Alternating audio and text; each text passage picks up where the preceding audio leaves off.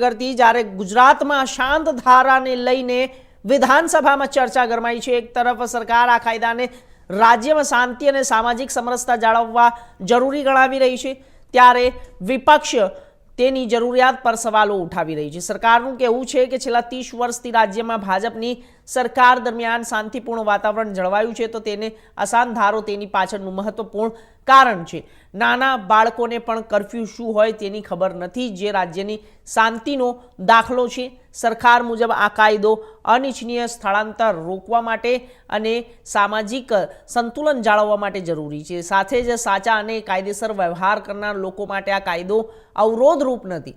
વિપક્ષ દ્વારા આસાન ધારો કેમ જરૂરી છે તેવા સવાલો ઉઠાવવામાં આવ્યા છે। સરકાર તરફથી સ્પષ્ટ કરવામાં આવ્યું છે કે નવા વિસ્તારોને અશાંત વિસ્તાર તરીકે જાહેર કરવા માટે સમિતિ બનાવવામાં આવશે, જે વાસ્તવિક પરિસ્થિતિઓ અભ્યાસ કરી રિપોર્ટ આપશે। ત્યારબાદ સક્ષમ ઓથોરિટી નિર્ણય લેશે અને કોઈ પણ અન્યાય ન થાય। સરકારે જણાવ્યું કે આ વિધેયકનું મુખ્ય હેતુ રાજ્યમાં સૌહાર્દ અને સામાજિક સમરસતા જાળવવાનું છે।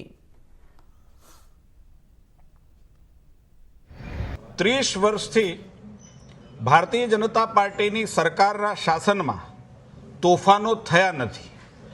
ગુજરાતમાં શાંતિ છે, તેવામાં અશાંત ધારો લાવવામાં આવ્યો તેવો પ્રશ્ન કોંગ્રેસના માનનીય સદસ્યોશ્રીએ ઊભો કર્યો છે।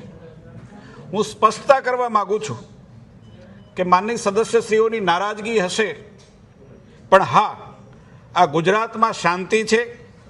કર્ફ્યુ ભૂતકાળ બની ગયો છે। બાળકને, નાના બાળકને આજે પૂછીએ કર્ફ્યુ શું છે, એમને ખબર નથી।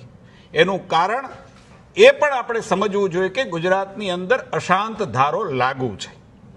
ભારતીય જનતા પાર્ટી અને સરકાર બિલકુલ સ્પષ્ટ એ બાબતની અંદર છે કે prevention is better than cure.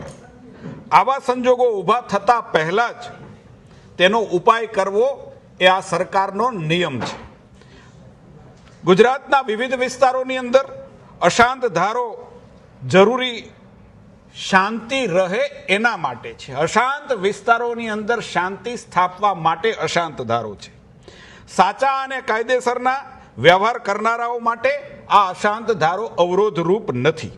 આ ધારો અનૈચ્છિક સ્થળાંતરો રોકી લોકોને તેના મૂળ ઠેકાણેથી વંચિત થતા અટકાવવા માટેનો છે।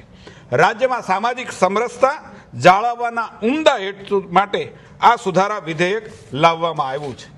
માથાભારે વ્યક્તિઓ દ્વારા થતા બળજબરી પૂર્વકની તબદીલીઓ, ચાહે ભાડુઆત કે વેચાણથી હોય, તેને અટકાવવો અને સંપૂર્ણ રીતે અંકુશમાં લાવવા માટે આ સુધારા કરવામાં આવ્યા છે।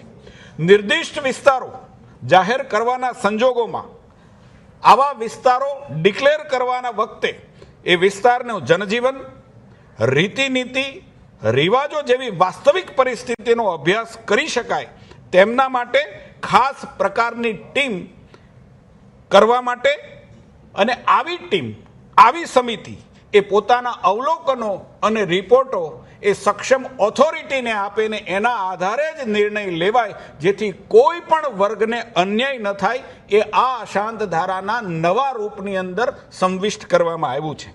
કુલ મળીને આ કાયદો કોઈ જ્ઞાતિ, જાતિ કે ધર્મના ભેદભાવ વગર સામાજિક શાંતિ, ભાઈચારો અને સૌહાર્દ સમાજની અંદર